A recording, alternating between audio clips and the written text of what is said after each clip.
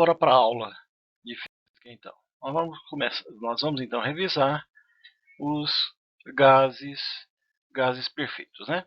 Lembrando que nós precisamos de três coisas para caracterizar o estado de um gás: pressão, volume e temperatura, que tem que ser sempre absoluta. Não pode esquecer disso aqui não, sempre em Kelvin. Nós vamos utilizar a nossa temperatura aqui, certinho? A lei geral dos gases perfeitos, né, quando há uma mudança de estado, é assim: P1, V1, T1, P2, V2, T2. A gente já está acostumado com essa fórmula aí, correto? Isso aqui, ó, é a lei geral. Para qualquer possibilidade, qualquer mudança de fase, eu uso essa fórmula aqui. Existem alguns casos notáveis. Quais são esses casos notáveis? Deixa eu colocar aquela fórmula aqui. Bom, o primeiro caso notável: transformação isobárica. Numa transformação isobárica, a pressão é constante. Ora, então que fórmula que eu uso? Olha aqui, essa aqui não é a equação geral, é só tirar as pressões. Ó. Vai ficar V1, T1, V2, T2. Olha lá. Outra transformação: transformação isocórica, ou isométrica, ou isovolumétrica. Agora, os volumes é que são constantes. Então, corta de um lado, corta do outro, tira eles, fica P1, T1, P2, T2. Aí. E uma outra transformação ainda é a transformação isotérmica. Agora é a temperatura que não muda, a temperatura é constante. Ó. Então eu posso cortar o T1 com o T2. Vai ficar P1V1, P2V2. Prontinho. Equação geral, isobárica, isocórica e isotérmica. Se eu esquecer quais são as fórmulas dessas transformações, aí eu uso essa aqui. Mas é claro que se eu souber qual é a fórmula que eu uso em qual transformação, né, transformação particular, anda muito mais rápido. Tranquilo, então? E se por um acaso não houver mudança de fase? Quer dizer que o gás continua na mesma fase, no mesmo estado. Aí eu uso a equação do Clapeyron. Como é que é a equação do Clapeyron, que serve para um único estado? PV igual a NRT. Pressão, volume, número de mols, constante universal, temperatura absoluta. Toda temperatura aqui é absoluta. Aí o N e o R. N é o número de mols, o gás perfeito, aquele lá da química. E o R é a constante universal. Você não precisa se preocupar com esse R, que ele é um número que vai ser sempre dado. E é a partir dele, observando as unidades do R, que eu vou substituir o P, o V e o T. Tá tranquilo até aí? Beleza? Primeira aplicação: um congelador doméstico, freezer, né? Essa parte de cima aqui da geladeira. Está regulado para manter a temperatura de seu interior a menos 18 graus Celsius.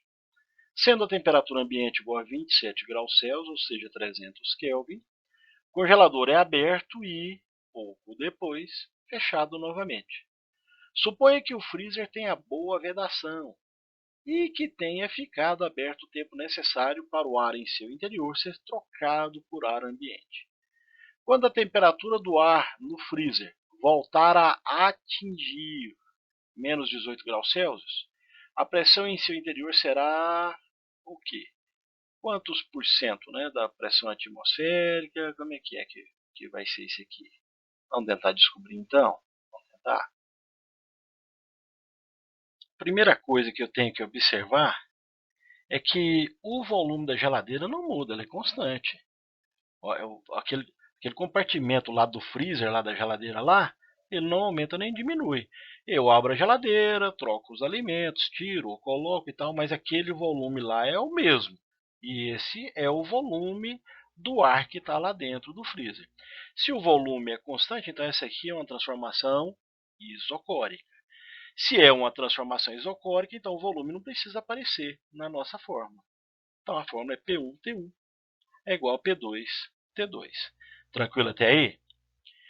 Bom, a geladeira está aberta. Eu acabei de abrir a geladeira, lá o freezer da minha geladeira, e aí aquele ar que estava lá dentro a uma certa temperatura, a temperatura dele ficou igual a do ambiente.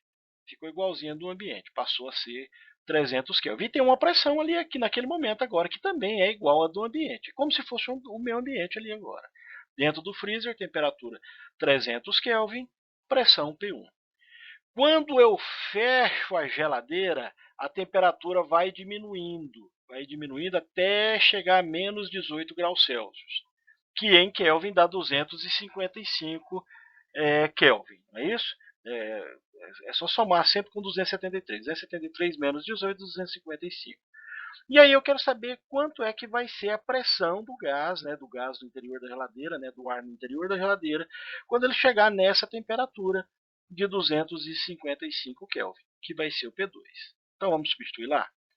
Olha lá, P1 sobre 300, que é a temperatura do ambiente no momento, né, pressão também do ambiente, é igual pressão da geladeira, né, do freezer, né, lá no interior, quando ele atingir esses 255 Kelvin. Observa, as temperaturas têm que estar sempre em Kelvin, né? É só somar a temperatura que ele der com 273 todas as vezes. Muito bem. Agora o que eu tenho que fazer? Eu quero saber quanto que é essa nova pressão, que é o P2 em função do P1. É só isolar o P2, né? É só passar o 255 multiplicando, né? Então 255 vai aqui para cima, fica 255 sobre 300 vezes o P1. Prontinho. Vamos dividir 255 por 300 para ver o que vai dar? Olha lá, 0,85 P1. Isso significa que a pressão lá dentro da geladeira, nesse momento, né, depois que eu fecho a temperatura, dei um tempinho, a temperatura diminuiu, ela é 85%, né, ela é menor do que a pressão ambiente. É por isso que todas as vezes que você fecha, né, o freezer da geladeira, e se você esperar um pouquinho, dá trabalho para abrir de novo, né? É porque a pressão lá dentro é menor, é bem menor. A pressão que o ar está fazendo, empurrando a geladeira, fechando a geladeira, é grande, né? É bem maior. Letra D, então. Tudo bem até aí? Tranquilo? Vamos para a segunda aplicação. Um gás perfeito é mantido em um cilindro fechado por um pistão. Em um estado A, suas variáveis são pressão 2 atm, atmosferas, volume 0,9 litros, temperatura 27 graus Celsius. Está em graus Celsius, hein? Em outro estado B, temperatura 127 graus Celsius, passa para Kelvin. E a pressão 1,5 atm. Nessas condições, o volume VB em litros deve ser de quanto? Quanto é que vai ser, então? Qual desses resultados aqui? Vamos tentar descobrir, então? Vamos lá? Nesse caso, então, né, não há nenhuma transformação particular. P1, V1, T1 é igual a P2, V2, T2. Equação geral. Vamos substituir os dados do A. Lembrando que eu tenho que passar essa temperatura para Kelvin. Se é 27, 27 mais 273 dá 300 Kelvin, tá? Certinho? Olha lá. Pressão 2, volume 0,9, temperatura 27 graus Celsius por 300. Somei com 273. Quando ela parte para o segundo estado, pressão 1,5, volume eu quero saber e a temperatura 127 graus Celsius. Passei para Kelvin, 400. Tem alguma coisa aí que pode ser cortada? Tem. Tem algumas coisas aí que podem ser cortadas. Vamos multiplicar primeiro, né? Primeiro nós multiplicamos aqui, né? 2 vezes 0,9 deu 1,8. E vamos agora cortar aqui. Olha lá, ó. Os dois zeros do 300 com os dois zeros do 400 a gente pode cortar. Fica mais simples, não fica? Agora eu posso multiplicar isso aí cruzado.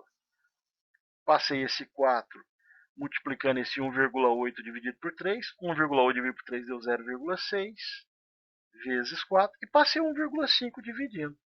Tranquilo aí? 1,8 dividido por 3 deu 0,6. Passei o 4 multiplicando, 1,5 dividindo. 0,6 vezes 4 dá 2,4. 2,4 dividido por 1,5. 1,6 litros. Então foi tranquilo, né? Usar a equação geral. O maior problema é saber qual é a equação que você usa, se é geral ou é uma particular, mas você sempre pode usar geral. E lembrar que as temperaturas têm que ser sempre em Kelvin. As multiplicações, os cortes que você pode fazer aqui, as divisões, as simplificações, cada um pode usar um método, né? Tranquilo? Que letra que deu mesmo? Letra C. Mais uma aplicação. Mediu-se a temperatura de 20 litros de gás hidrogênio, H2, e o valor encontrado foi de 27 graus Celsius. Olha aí de novo, 27 graus Celsius. Tem que passar para Kelvin, a 700 milímetros de mercúrio. Isso aqui é uma pressão. Não precisa se preocupar em transformar ela. Pode usar a pressão desse jeito aqui. Desse jeito aqui, tá? Tem pressão em atm, tem newtons por metro quadrado, tem milímetro por mercúrio, tem centímetro de mercúrio. Isso não é problema, não. O novo volume do gás é 87 e 600 milímetros de mercúrio de pressão. Então vai ser de quanto esse novo volume? Vamos tentar descobrir?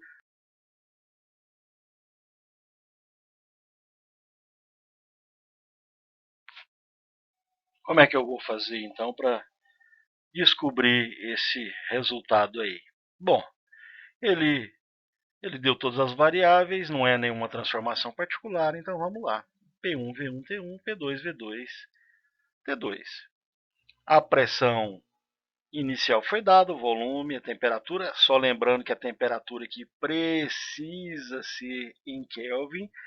Eu tenho que somar então ela com 273 e essa aqui também, ele deu as duas temperaturas finais. Eu preciso transformar as duas, né, em Kelvin. Tá certinho? Então vamos substituir. Aí, a pressão 700, o volume 20, temperatura era 27, somei com 273 e o 300. A nova pressão é 600, o volume é o que eu quero saber, e a temperatura que era 87, somei com 273, deu 300, 360. Posso cortar algumas coisas aqui, não posso? Olha lá, os dois zeros do 700 com os dois do 300, o que mais? Um zero do 600 com um zero do 36. Vamos multiplicar aqui. 7 vezes 20, aqui é 3, aqui é 60, aqui é 36. 7 vezes 20 deu 140, né? Agora eu vou passar esse 36 multiplicando e esse 60 eu vou passar multiplicando também o 3. Olha lá como é que ficou. O V2 então vai ser 140 vezes 36, 3 vezes 60. Aí ficou o V2 de lá. Vamos multiplicando 140 vezes 36, 3 vezes 60, dá 28 litros, né? Multipliquei aqui, dividi um pelo outro, deu 28 litros. Então é tranquilo, né? Resolução é tranquila, né? Que letra que deu? Letra C. Beleza pura? Quarta questão. Se 2 mols de um gás a temperatura de 27 graus Celsius ocupa um volume igual a 57,4 litros, qual é aproximadamente a pressão desse gás? Adote R igual a 0,082 atm litro mol vezes K. Lembra desse R aqui? Constante universal dos gases perfeitos? Eu só uso isso aqui, eu uso isso aqui quando eu vou usar a equação do Clapeyron, é quando o gás não muda de estado. Aí aqui está falando exatamente isso. 2 mols de um gás está nessa temperatura com esse volume. Qual que é a pressão? Não falou que ele muda de estado. Se não muda de estado, então ele está num único estado. Equação de Clapeyron. E mais, os dados que eu vou usar tem que estar assim, ó. Pressão é atm, volume tem que ser litros, número de mols é sempre mol, isso que eu não preciso me preocupar, e temperatura tem que estar em Kelvin. Então essa temperatura aqui precisa ser transformada. Esse volume está perfeito e a pressão que eu vou encontrar em atm é uma dessas aqui. Observe que os valores estão assim, ó, com esse sinalzinho aqui, né? Sinal de aproximado, né? É aproximado. Vamos ver como é que nós vamos fazer esse negócio. Então, vamos lá, então. Equação, né, numa mudança de estado, equação de Clapeyron. PV é igual a nRT. Então, deu os valores, né, todos esses valores aí. Né, o volume 57,4, o N é 2, né, 2 mols. O R é 0,082 e a temperatura foi a única coisa que eu tive que mexer. 27 graus Celsius eu passei para Kelvin. Somei com 273. Vamos encontrar a pressão aqui. Então vou multiplicar esses camaradas e já vou passar os 57,4 dividindo. Então, esse 2 vezes 0,082 vezes 300 deu 49,2. Dividido por 57,4. Essa divisão aí dá 0,85 atm aproximadamente. É aproximado, hein? Na hora que eu fiz a conta não deu exato isso aqui não, é aproximado. Então esse aí foi tranquilo, né? Que letra que deu? Letra B, tranquilo. Então tá então. É isso. Valeu!